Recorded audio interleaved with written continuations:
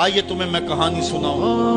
آقا کریم علیہ السلام جا رہے تھے عیدگاہ کو، راستے کے اندر ایک یتیم کھڑا تھا اور آقا کریم نے کہا کہ بیٹے آج تم یہاں کھڑے ہو، کہا فلاں غزوے میں میرا باپ شہید ہو گیا تھا، میری ماں کا سایہ بھی میرے سر پہ نہیں ہے، لوگ اپنے گھروں میں ہیں، میں کس دہلیز پہ جاؤں؟ اچھا انتظار ہو رہا ہے عیدگاہ میں، حضور نے یتیم کو سینے سے لگایا، گھر لے گئے اور سیدہ فاطمہ سے کہا کہ جس طرح کا لباس حسنین کو پہنایا ہے اس کو بھی پہناؤ۔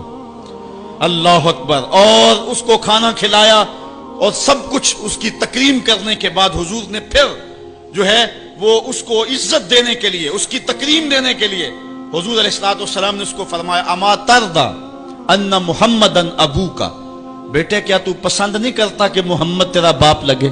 وعائشہ تا امو کا، اور عائشہ تیری ماں لگے، وفاطمہ بنت محمد اختوں کا، اور فاطمہ تیری باجی لگے۔ اس نے کہا یہ اعزاز مل جائے تو مجھے اور کیا چاہیے؟ تو کہا آج کے بعد یہ رشتے تیرے ہوئے۔ ایک انگلی سے حضور نے حسنین کو تھاما ہوا ہے اور دوسری انگلی سے اس یتیم بچے کو تھاما ہوا ہے۔ جب حضور عیدگاہ کی طرف بڑھ رہے ہیں تو اور بچے بھی اپنے ماں باپ کے ساتھ جا رہے ہیں، وہ بچہ زبان حال سے کہتا ہے تھا تو یتیم، آج یتیمی کا مزہ ہی نہیں آ گیا ہے کہ حضور کی انگلی تھام کے جا رہا ہوں۔ تو یتیم کی تکریم کا مسئلہ ہے، اس کو عزت نفس دینے کا مسئلہ ہے۔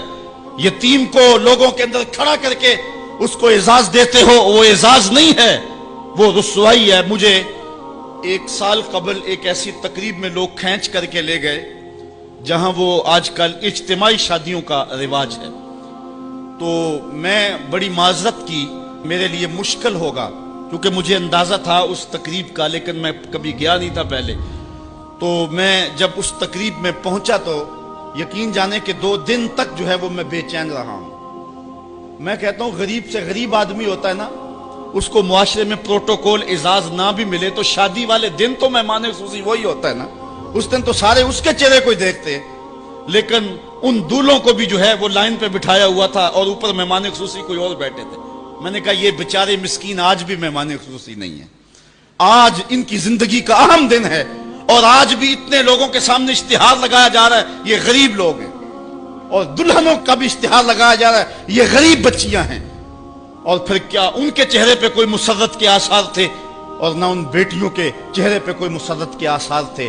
تو لوگ خوشی بانٹنے چلے ہیں لیکن غموں میں اضافہ کرتے چلے گئے۔ رات کی تنہائی میں نکلو، اندھیرا پھیلا ہوا ہو، کوئی دیکھنے والا نہ ہو، اپنے سائے سے بھی بچو اور جا کے غریب کے گھر میں رقم پھینک کے آ جاؤ، اسے پتہ نہ ہو یہ پھینکی کس نے ہے، اور پھر وہ شادی کریں جو دعائیں ان کے کلیجے سے نکلیں گی عرش تک پہنچیں گے۔ تو بات دولت کی نہیں ہے، بات پیسے دینے کی نہیں ہے، بات تکریم کی ہے۔ کلا، دیکھو قرآن کا اسلوب، کلا بل لا تکرمون الیتیم، معاملہ یہ ہے کہ یتیم کی عزت تکریم۔ میرے اور آپ کے آقا مولا نے تو یہاں تک فرمایا جب بچے اکٹھے کھیل رہے ہوں، تمہارا بچہ بھی ان بچوں میں کھیل رہا ہو تو بچے کو بیٹا کہہ کے آواز نہ دو، اس کا نام لے کے پکارو۔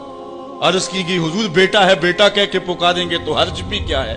کہا تم نہیں جانتے، ہو سکتا ہے کہ وہاں کوئی یتیم بچہ بھی کھیل رہا ہو، اور جب یہ تم کہو گے تو تڑپ جائے گا، آج میرا باپ ہوتا تو مجھے بیٹا کہہ کے پکارتا، لیکن آج میں محروم ہوں۔ تو کہا مسئلہ یہ ہے کلا بل لا تکرمون الیتیم ولا تحاضون علی طعام المسکین۔